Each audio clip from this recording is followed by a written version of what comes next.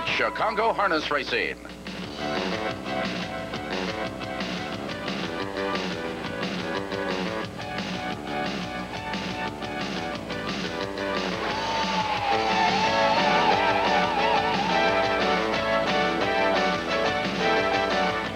Chicago Harness Racing is brought to you by Miller High Life, the best comes shining through. By Averill Chevrolet and Chrysler Plymouth. And by the Illinois Department of Agriculture, supporting harness racing throughout the state.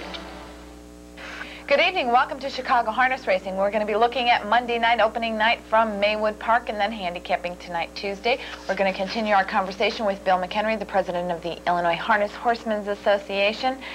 And it's a sad day in Bedrock today. 702,000. You're disappointed. $429. What did you expect? I expect a man not to give me excuses. When I find a man who will not give me excuses, I will marry him. Rain. There was raining. Excuses. One excuse after another. Tonight won't be exactly gangbusters either, but later in the week when the weather gets better. Yeah, well, it was still good enough for Ron Marsh to chalk up 2 victories on the evening's card, so let's go straight to the racing action from Monday night, opening night at Maywood Park. First race, the first half of the Daily Double. Gosh, what are they? It's a stake race for 3-year-old Illinois conceived and foaled trotters. Isoba stake race, a big field of 8 horses, and of course they're trotters and they're a little temperamental, so watch the racing action closely. They're halfway home.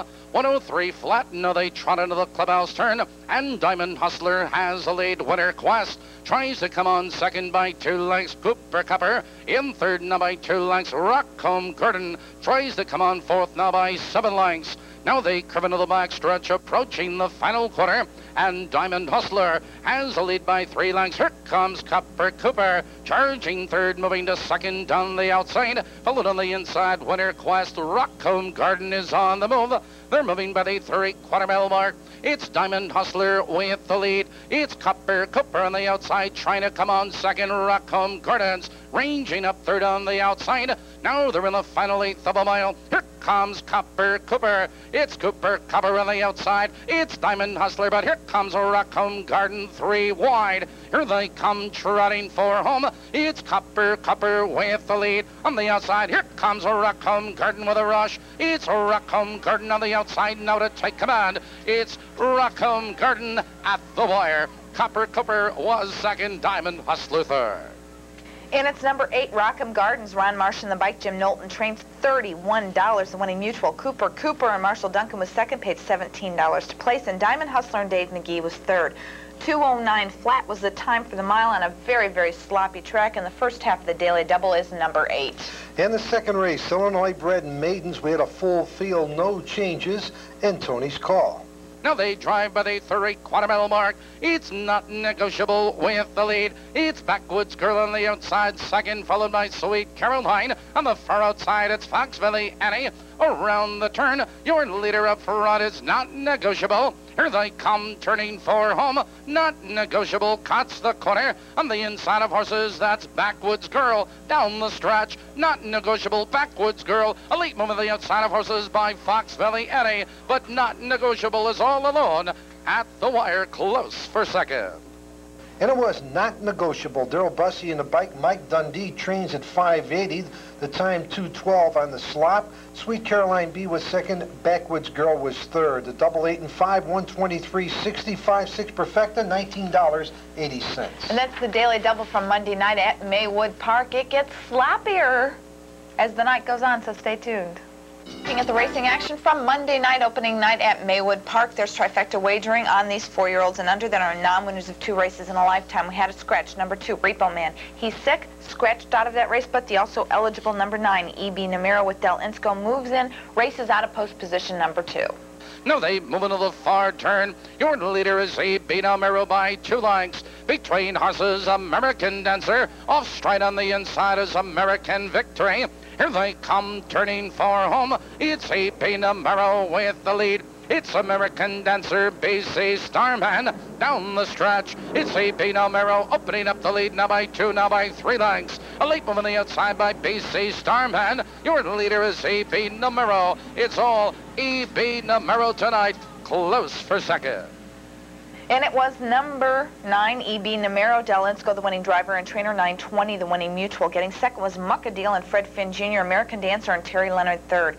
2:09 and 1 is the time for the winning mile. A perfective 9 and 4 returns $153.60.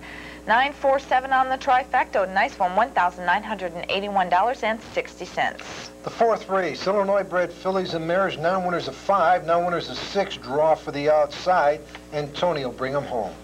They move into the far turn. Circle Totem is opening up the lead now by 3 lengths. Easter Charm is back to second, followed on the outside by Jazel Basil in third. Around the turn, your leader, Circle Totem. Here they come, turning far home. Circle Totem cuts the corner. Easter Charm, here comes Pirate Ivy on the inside. Down the stretch, it's Circle Totem with the lead on the outside of horses. Easter Charm, Circle Totem, Easter Charm, Jazel Basil is third. That's 4 in a row for Circle Totem. Scott Robbins, the driver. Richard McKibben trains at 4:60. The time 2:05 and 2. Easter Charm second, finishing third. Jazel Basil.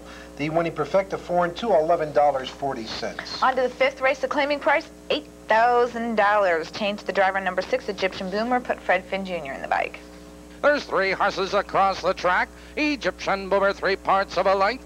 Lake Hills Eric on the outside, followed by Hazelabelle, Kentucky Bruce. Now they drive into the far turn. Egyptian Boomer opens up the lead now by 3 lengths. It's Kentucky Bruce in second, Hazelabelle and Lake Hills Eric. Here they come, turning far home. It's Egyptian Boomer with the lead. It's Kentucky Bruce and Hazelabelle. Down the stretch, Egyptian Boomer is opening up the lead. It's Egyptian Boomer in full command at the wire. Kentucky Bruce and Hazelabelle. And that's back-to-back victories for number 6, Egyptian Boomer. Fred Finn Jr. in the bike. Sam Bates trains. 8:20 is the winning mutual.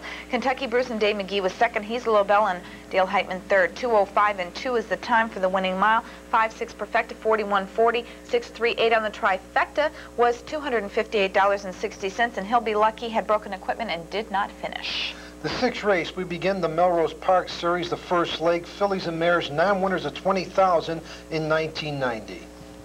A minute and 1. Now they drive into the clubhouse turn, and Carolina Collins maintains a lead 3 parts of a length, but never miss. He's on the outside of challenging second, Judy's Delight. He's right there in third with Best Favorite on the outside, followed by Fantastic Charm. Now they come into the back stretch, and Carolina Collins draws clear a length and a quarter. It's Never Miss Best Favorite underway upon the outside, followed on the outside of horses Rustic Charm. They're driving by the 3/4 mile mark. It's Carolina Collins with the lead, Never Miss. He's on the outside trying to come on. Best Favorite 3 wide and third. On the inside of horses Judy's Delight. Now they're in the final 1/8 of a mile, and your leader Carolina Collins. Here they come, turning for home, and Carolina Collins is opening up the lead now with every stride. On the inside, it's Never Miss in second, followed on the inside of horses Judy's Delight. It's Carolina Collins showing the way. It's Carolina Collins in full command, Never Miss and Judy's Delight. And it was all Carolina Collins. Dale Heitman in the bike. Jordan Sklu trains. The winner pays $660, 202 and 4. Never Miss was second. Judy's Delight, disappointing third for me. The winning perfecta of 1 and 2, $23.20. For you, you had no money on the horse. I know, Judy had money on the horse. So did Andy. Disappointed. 7th race. Non-winners of 3 races are $9,000 in a lifetime. We've got a big field of 8, but watch number 2, Wellwood Nero with driver Darrell Lyons.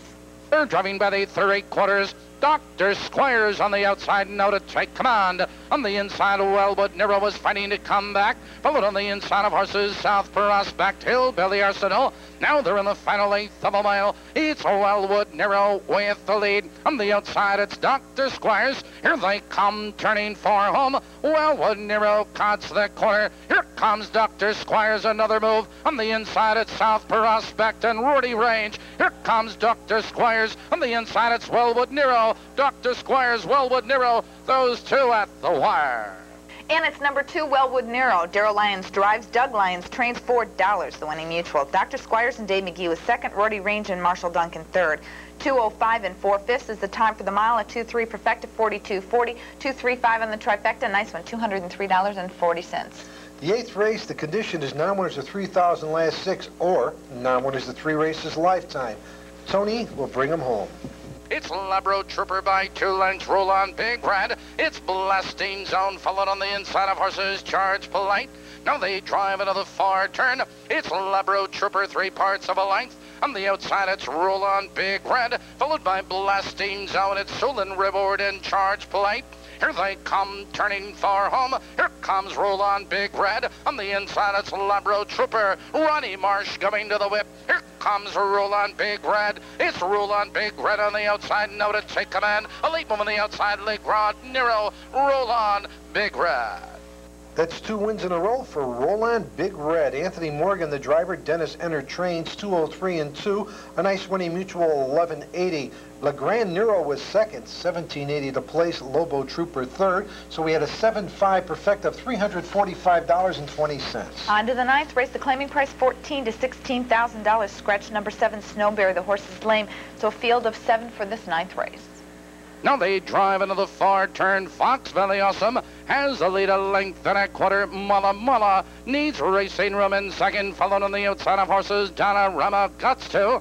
Here they come, turning far home. It's Fox Valley Awesome with the lead. It's Mulla Mulla. Guts to finds racing room, swings to the outside. It's Fox Valley Awesome with the lead. Here comes Mulla Mulla with a rush. It's Fox Valley Awesome and Mulla Mulla. Fox Valley Awesome, Mulla Mulla. Guts to is third. And that's back-to-back victories for number 2, Fox Valley Awesome. Walter Paisley in the bike. Gary Fatland trains 420, the winning mutual. Mala Mala and Dave McGee was second. Guts 2 and Mark Saporito third. Time in the mile, 2:04 and 1/5. And the trifecta of 2, 3, and 1 returns $88.60. You know, we did our radio show last night. Yes, you did. And Walter Paisley was one of our guests. And then he left the favorites and went into the paddock to drive the 9th and the 10th races. And Douglas was so taken by meeting him, he bet all of his money on Fox Valley Awesome. Hey, very See? good. So winning combination last night on the radio. The rest of it was okay, but that was a good part. You got a winner. Yeah. The 10th race, the final race, $8,000 claimers, 9 horses, changed the driver and Brain Star Lad, Dan Knox. 102 and 2, now they move into the clubhouse turn. It's Sucky's return with the lead. You ain't seen nothing yet. Fox Valley Bullet on the outside of horses. Here comes a wave damage 3 wide. And there goes Strike Me Rich on the inside. It's Solicitor Walt. Now they curve into the back stretch, approaching the final quarter. Sucky's return has the lead. Here comes Strike Me Rich. Charging to the outside. You ain't seen nothing yet. Midway up the back stretch. On the outside, it's Strike Me Rich. On the inside of horses, Sucky's return. There goes You Ain't Seen Nothing Yet on the outside, and Society. Now they drive into the far turn. On the outside of horses, Strike Me Rich. On the inside, it's Sucky's return. Trainer, come on, You Ain't Seen Nothing Yet. On the outside of horses and Society. Here they come, turning for home. It's Strike Me Rich with the lead. On the inside, it's Sucky's return. Joined on the outside, You Ain't Seen Nothing Yet, and Society. It's Strike Me Rich with the lead. It's Strike Me Rich all alone at the wire. And that's 3 in a row for Strike Me Rich. Ron Marsh, the driver. John Faulkner trains 2:05 is the time. $4 winning mutual. Finishing second, You Ain't Seen Nothing Yet. Soxy's return end was third.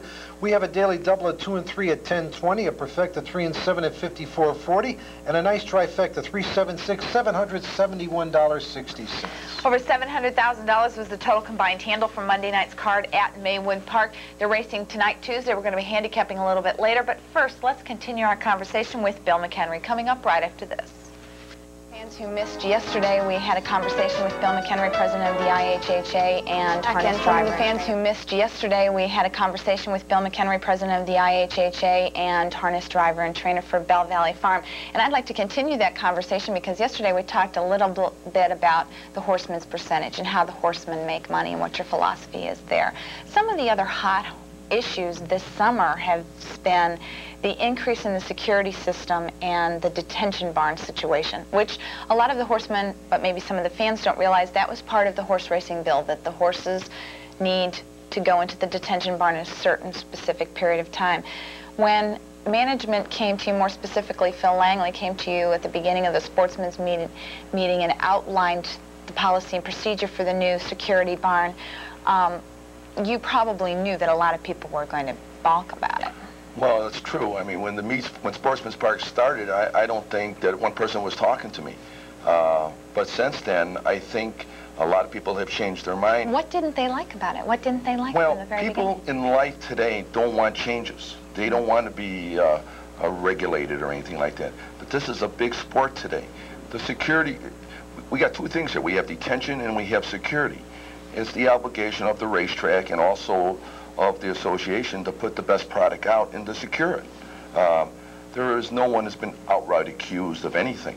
We wanted to secure horses for the owner's sake, for the public's sake, and making sure that we put the best product at night. And our intentions going forward is even to massage this plan even further, so it's that much more attractive for owners. And we think that's the reason why our sales were up. People today feel much safer today racing. They feel that they're getting an honest shake on the gate. Okay, the horse racing bill states, and this is total paraphrasing, it protects the integrity of the sport. In the beginning, and when you looked at this whole plan from the very beginning, you had to know you were going to come under attack, but does it do that very thing that it was meant to do? Does it protect the integrity of the sport, and is that the main concern for you? Yes, that's what it is, and I think that the support that we have today, the support that we've seen around the country and other people who are running harness tracks have copied our plan to the T, and they're looking at Illinois. I mean, Illinois is #1. Sportsman's Park has done such a terrific job of running such a good show and monitoring the drivers and the trainers and the owners and everything. I can't say enough about what we're doing. So the plan works? In my opinion, it works. I'm a ship-in. I have been called in about a dozen times at the Sportsman's Park meeting. I have no problem with that. Mm-hmm. It's for everybody, and we're going to try to improve on it in '91. Okay, so those are two Illinois Harness Horsemen Association kind of topics that we're going to discuss with you. Now on to probably the more important part of your participation in the sport, and I know the fans are really going to be interested in this. Okay, now this man has his own farm, and he drives his own horses, and he trains his own horses, and, you know, I mean, Wiregrass Kerrigan and Wildwood Dixieland. I mean, how exciting is it for you to be involved in that aspect of the sport? Well, anytime you buy these athletes, I call them, and can develop them and bring them on to where they're at today, it makes you feel good. I don't drive the Wiregrass Kerrigan horse. Jim Curran does, and has done a terrific job for me. The Wildwood Dixieland horse has not performed up to his ability this year. He is not quite as sound as we like to have him, but the sport has really treated me good, both not financially wise, but I've had some great times with it, met a lot of nice people in it, and I've been at it for almost 25 years as an owner, trainer, driver, and I always tell people that I don't race to work, I work to race. Mm-hmm. You know, so, but this sport here, I think it's a sport that I really love. Mm-hmm. And what do you have to say about the fans when you're out there on the racetrack? Do you have anything to say to the fans about the driving style or the competitive style of Bill McHenry? Well, the only thing I can say is maybe I'm not a Ronnie Marsh or a Davey McGee, but when I'm out there, I give it 110%. And as far as I say about that. Well, thanks for being here with us. That's Bill McHenry, and we're coming back handicapping with Mike right after this. Welcome back, and we're handicapping Tuesday night's card from Maywood Park, and hopefully after today, things will look a little brighter. Well, maybe I doubt some it. sunshine. I normally I'm not a pessimist. Normally I'm an optimist. You know, always looking for. Not today. Not yesterday. Not today. Maybe tomorrow. Maybe tomorrow. I'm going to handicap. But in spite of that, we've got a daily double in Maywood, and somebody's got to win it, and it might as well be us. So it's 2, 3, and 4-year-olds and non-winners of one race in a lifetime, and Cindy's True Love is who Mike thinks is going to do the job. Well, we'll find out early in the evening just how speed's going to hold up. Obviously, we'll have a sloppy track. Cindy's True Love, Roditas, they each want the lead. Only one of them's going to get it. The other one will probably have a 2-hole trip. I'm going to go with the Gerald Hansen trained horse, Cindy's True Love, who I thought raced well last time against a tough foe. Okay, we've got a late daily double at Maywood Park finally. The 9th and the 10th race, and 8 claimers in that 10th race, and it's sad to see also ran racing as an 8 claimer. Well, he's been racing as an 8-claimer. I know, a long time. But, I mean, remember when he first came on the scene you know and the circuit, he was so good. What happens is you don't get, when you're not sound, you keep dropping down. He's not a sound horse, but he does have a ton of speed. And you know Carl's going to have him on the front end. Hey, shorter stretch, he's got a chance to hang on. Let's hope so. Go get him also ran. They're 8-claimers in that third race trifecta. And the big difference here is they're fillies and mares. And from the 3 spot with Dave McGee, Horseman's Carol. Well, finally, Jim Eaton has a horse here that moves inside. I know Jim's been waiting for this horse to get inside. 7-9, 7-9, the last 4 starts at Sportsman's Park. Yes, Leisure Cruise is going to push things hard, but I expect an early move by Horseman's Carol. Dave McGee always has a good meeting at Maywood Park. That's my choice. Okay, in the 5th race, there are 8-claimers. But there's no difference here. They're all just plain 8-claimers. There's some good ones in here. Yeah, who? Sorrows Hanover Ann with Robert. Right. I'll tell you, here's a horse that is as consistent as it comes. This horse makes money. $25,000 in the bank. He's always right there. Maywood Park is where he has his most success. We'll go with Ronnie Mars and Sorrows Hanover.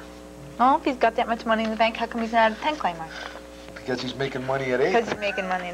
Boomer Lomont for a price. Well, he won't be a price, but okay. Let's go for it anyway. In the 6th race, they're non-winners of $10,000 in the last 6. Keystone Glimmer is a Miller Lite long shot. Well, the logical choice is, of course, Denny 2-Zip Doc's Devil in the 2-class horses out of the handicap ranks at Sportsman's. But didn't the filly look good? Keystone Glimmer, we told you this horse has speed, and we have a good driver in the bike in Walter Paisley. Valley Everglades is going to win tonight. Well, is going to win tonight. I know one of the owners. If he doesn't win, I'm going to cry. I hope you're right for him anyway. Okay. Who's next? 7th race. Fillies and Mares, non-winners of 4 races are $15,000 in a lifetime. From the 4-hole, Miss Chelsea with Walter Paisley.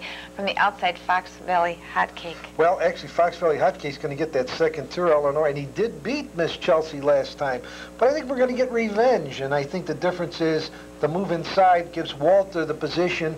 He won't have to work as hard in the first quarter. At least I hope so. Whit Princess may have a say in this race. Fox Valley Hot Cake is owned by the Better Bake Stables of North Aurora. Isn't that cute? I mean, I love how when people are that clever. Okay, Dave McGee and Would You Fly in that 8th race? 9th race. I think this horse fits well here. Maybe a little easier trip is going to be necessary. Okay, we talked about Late Daily Double Key and Detroit Key in that 10th race also ran. Now it's time to look at the main event. The Melrose Park Claiming Series. No, the Melrose Park Series. Fillies and mares that are non-winners of $20,000 in 1990. Punctuality, First Egyptian, Vulcan, Lady N, Saint Armand, Miss Best Test, Jarabelle, and Bionic Dart. You're going with Miss Best Test. Why? Well, she had a real tough trip last time. She left, she got parked a mile, and things can't be as difficult for her in this race. At least I hope so. Let me mention Falcon Lady. 15-1 in the morning line, 3-1 in my line. You know, that's one thing we're going to have is a difference of opinions on lines, which is fine. But if she goes off at 15-1, I'll bet her myself. You can use her, though, in the gimmick. Yeah, you can run over to the trackside, and place your bet. That is Tuesday night's card. Don't forget, coming up Thursday, it's trifecta night at Maywood. So until next time, we'll see you at the races. Good night. Chicago Harness Racing is an exclusive presentation of Pacesetter Productions. Chicago Harness Racing has been brought to you in part by Miller High Life, the best comes shining through. By Arrow Chevrolet and Chrysler Plymouth. And by the Illinois Department of Agriculture, supporting harness racing throughout the state.